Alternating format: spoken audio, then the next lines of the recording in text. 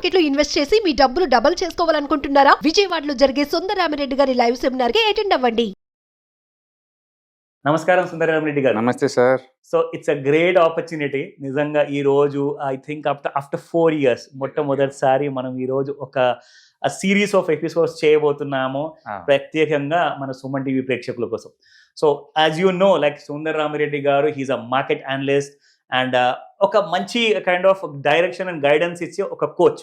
So డెఫినెట్గా సుందరరామిరెడ్డి గారు, నా మొట్టమొదటి ప్రశ్న ఈరోజు, ఓవర్సీస్ ఈటీఎఫ్స్ ఏవైతే ఉన్నాయో మన ఇండియాతో పోల్చుకుంటే చాలా హెఫ్టీ ప్రీమియంలో ట్రేడ్ అవుతున్నాయి, దాదాపు 30 to 40% or maybe sometimes 50% above. So దీనికి కారణాలు ఏంటి? ఎందుకంటే చాలా మంది ఆ ఇంట్రెస్ట్ చూపిస్తున్నారు to buy such ETFs which are having hefty premiums. So దీనికి కారణాలు ఏంటో చెప్పగలరా? And first thank you sir, working with you. Almost 4 years wait చేశాను మీతో వర్క్ చేయడం కోసం. ఇండిపెండెంట్ గా ఇద్దరం కంటెంట్ క్రియేట్ చేస్తున్నాం, బట్ ఇద్దరు మన కలయికతో మాత్రం ఇది ఐ థింక్ సిరీస్ స్టార్ట్ అవుతుంది. ఎస్, మన అందరి ప్రేక్షకుల కోసం మాత్రమే. సో కరెంట్ మార్కెట్లో ఏంటంటే హ్యూజ్ డిమాండ్ ఉంది అమెరికా సంబంధించిన ఈటీఎఫ్స్ పర్టికులర్ గా. ట్రంప్ గెలిచిన కాడి నుంచి ఏంటంటే టెక్నాలజీ స్టాక్స్ అన్ని బాగా మూవ్ అవుతున్నాయి. బట్ ఇండియాలో ఏంటంటే ఆర్బీఐ ఓవర్సీస్ ఇన్వెస్ట్మెంట్ కి రిస్ట్రిక్షన్ పెట్టింది. దాంతో కొత్త యూనిట్స్ ఏమి క్రియేట్ అవ్వట్లేదు.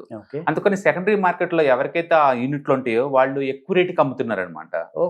అందుకని ఇండియాలో అమెరికాకు సంబంధించిన మేజర్ గా అయితే 4 ETFs రన్ అవుతున్నాయి. ఒకటి మాఫాంగ్, అంటే ఫాంగ్ స్టాక్స్ అనమాట. అమెరికాలో ఉన్న టాప్ 10 స్టాక్స్ ఉంటాయి దీంట్లో పోర్ట్ఫోలియో లాగా. రెండోది ఏమో మిరాయసెట్ వాళ్ళది నాస్డాక్ 100, అదొక ఈటీఎఫ్ రన్ అవుతుంది. తర్వాత క్వాలిటీ 50 అని చెప్పేసి నాస్డాక్ క్వాలిటీ 50 అది రన్ అవుతుంది. నిఫ్టీ 500లో టాప్ 50.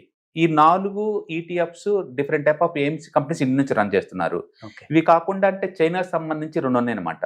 అంటే ఒకటి హాంకాంగ్ టెక్నాలజీ ఇండెక్స్ ఒకటి, హాంకాంగ్ టోటల్ ఇండెక్స్ ఒకటి అనమాట. మొత్తం మీద 6 దొరుకుతాయి మేజర్ గా మనకి ఇండియాలో ఈటీఎఫ్ ఫార్మేట్ లో.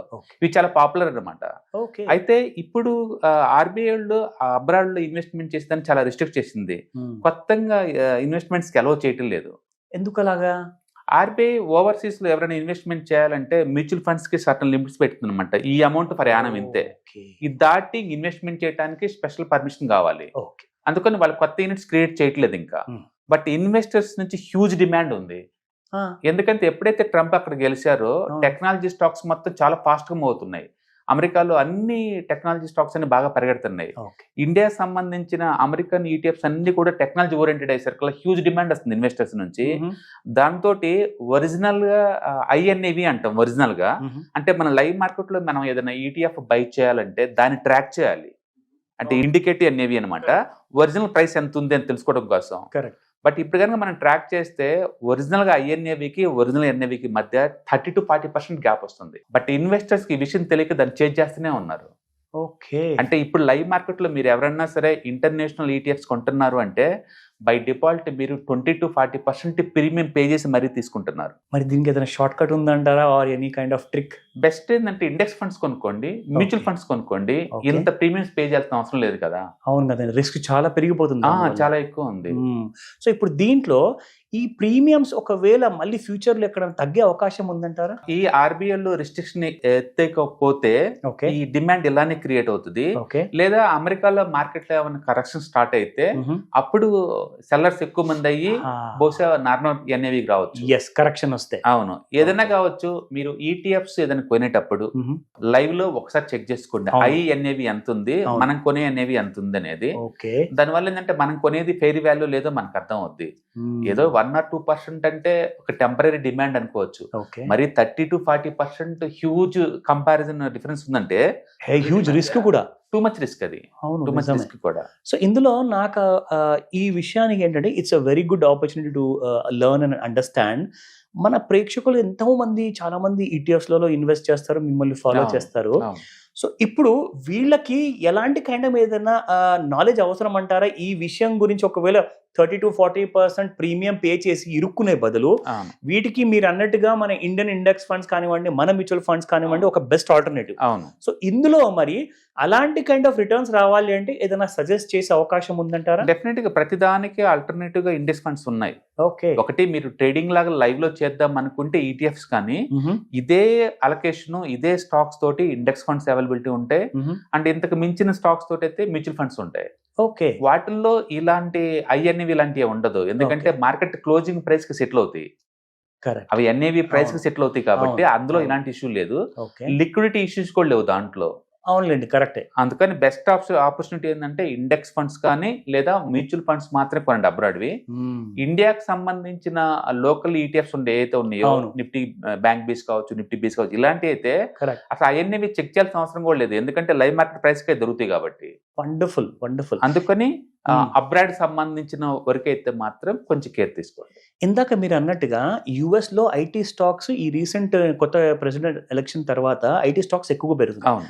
సో అలాంటి ఐటీ స్టాక్స్ ఏవైతే ఈ పెద్ద పెద్ద యాజెట్ ఫండ్ కంపెనీస్ అన్ని కొని పెట్టుకున్నాయి కదా, ఈటీఎఫ్ రూపంలో మనం కొనొచ్చు. అవును. సో అలాంటి ఐటీ కంపెనీస్ ఏవైతే ఇండియాలో అలాంటి ఐటీ కంపెనీస్ ఉన్న మ్యూచువల్ ఫండ్స్ కొనుక్కుంటే మనకు ఒక మంచి రాబడి వచ్చే అవకాశం ఉందంటారా? డెఫినెట్ గా ఎందుకంటే డాలర్ ఎట్లాగో ఇయర్లీ ఒక 5 to 6% స్ట్రాంగ్ అవుతుంది. కరెక్ట్. కాబట్టి అమెరికాలో ఇన్వెస్ట్ చేయడం ద్వారా మనం ఆ డాలర్ అప్రిషియేషన్ తీసుకోవచ్చు. ఓకే. రెండు, టెక్నాలజీ అన్ని అమెరికాలో మెగా క్యాప్స్ అవి నో డౌట్. అవి ఫర్ ఎవర్ అనమాట, స్ట్రాంగ్ గా No doubt. ఉంటాయి. అవును. సో ఈజీగా 10 to 15% అడిషనల్ అప్రిషియేషన్ జరుగుతుంది. ఓకే. టోటల్ గా ఇయర్లీ యావరేజ్ మీద ఒక 15 to 20% కైండ్ ఆఫ్ రిటర్న్స్ రావాలి. బట్ జియోగ్రఫికల్ రిస్క్ తగ్గించుకోవాలి అంటే డాలర్ అప్రిషియేషన్ కూడా ఎన్కాష్ చేసుకోవాలి అనుకుంటే డెఫినెట్ గా ఇంటర్నేషనల్ ఇన్వెస్ట్మెంట్ అనేది ఒక బెస్ట్ చాయిస్. సూపర్. బట్ అదే టైంలో ఈటీఎఫ్ ఫార్మేట్ లో కొనేటప్పుడు మాత్రం ఇది కొంచెం కేర్ తీసుకోవాలి. ఇంటర్నేషనల్ సంబంధించిన ప్రతి ఈటీఎఫ్ మీరు కొనే ముందు ఐఎన్ఏవి చెక్ చేసుకొని కొనండి. వెరీ ట్రూ అండి, చాలా మంచి ఇన్ఫర్మేషన్ ఇచ్చారు. ఎందుకంటే ఎంతో మంది మిస్గైడ్ అవుతూ ఇలాంటి హాఫ్ నాలెడ్జ్ తో ఏంటంటే చాలా మంది డబ్బులు కోల్పోతున్నారు, అనవసరంగా ఇరుక్కుంటున్నారు. తర్వాత ప్రీమియం పే చేసిన తర్వాత విత్డ్రా చేస్తే లాస్ ఎదురవుతుంది. సో ఈ ఇన్ఫర్మేషన్ మాత్రం నిజంగా చాలా పనిగా రాబోతుంది. ఐ థింక్ దీని గురించి ఇంకా ఎంతమందికైనా డౌట్స్ ఉన్నా కానీ ఖచ్చితంగా సుందరరామరెడ్డి గారిని అడగండి అని చెప్తాను. ఇన్ఫాక్ట్ నేర్చుకోవడం is a very good solution అండి. బికాజ్ బెస్ట్ ఇన్వెస్ట్మెంట్ ఎప్పుడు కూడా మన knowledge based investment. Very true. మన మీద మనం ఇన్వెస్ట్ చేయడం ద్వారా ఇలాంటి ఇన్ఫర్మేషన్ తెలియడం ద్వారా ఏంటంటే మనం ట్రాప్ అవ్వకుండా బెటర్ ఆల్టర్నేటివ్ లో మనం ఇన్వెస్ట్ చేయొచ్చు. కరెక్ట్. ఆ రూపాయి సంపాదించుకోవడానికి ఎంతో కష్టపడాల్సి వస్తుంది, పోగొట్టుకోవడానికి ఒక నిమిషం పట్టదు. సో కాబట్టి I think that's a great information sir. Thank you very much Sundararamareddy garu. Thank you once again. ETFs, index funds and mutual funds మీరు కనుక స్టాక్ మార్కెట్ లో ఎంటర్ అవ్వాలనుకుంటే మార్కెట్ లో స్టాక్స్ డైరెక్ట్ గా ఇన్వెస్ట్ చేసే బదులు కపుల్ ఆఫ్ స్టాక్స్ లో invest చేయడం ద్వారా ఏంటంటే ఆటోమేటిక్ రిస్క్ తగ్గించుకోవచ్చు. కాబట్టి మీరు బిగినర్ అయినా లేదా ఎక్స్పీరియన్స్ పర్సన్ అయినా సరే మార్కెట్ లో సేఫ్ సెక్యూర్ వేలో లాంగ్ టర్మ్ లో సస్టైనబిలిటీ కావాలంటే ఈ ప్రొడక్ట్స్ లో ఇన్వెస్ట్ చేయడం ద్వారా దాన్ని సాధ్యం చేసుకోవచ్చు అనమాట. కాబట్టి మీకు ఎవరికైనా సరే ఈ ETFs, index funds, mutual fund లో ఇన్డెప్త్ నాలెడ్జ్ కోసం అండ్ గైడెన్స్ కోసం ఈ ట్రైనింగ్ ప్రోగ్రామ్ అటెండ్ అవడం ద్వారా మీరు మనీ మేక్ చేసుకోవచ్చు. కాబట్టి మీకు ఇంట్రెస్ట్ ఉన్న పార్టిసిపెంట్స్ ఈ వీకెండ్ లో జరిగే వెబినార్ అటెండ్ అవడం ద్వారా ఇందులో ETFs, index funds, mutual funds అంటే ఏంటి, వాటిని ఎలా మనీ మేక్ చేసుకోవాలి, వాటిని ఎలా మేనేజ్ చేసుకోవాలి, వాటి గురించి కాంప్రహెన్సివ్ ట్రైనింగ్ మీకు ఈ ప్రోగ్రామ్ లో అందించబడుతుంది. ఈ వీకెండ్ లో జరిగే ఈ ప్రోగ్రామ్ కి ఎన్రోల్ చేసుకోండి. Thank you.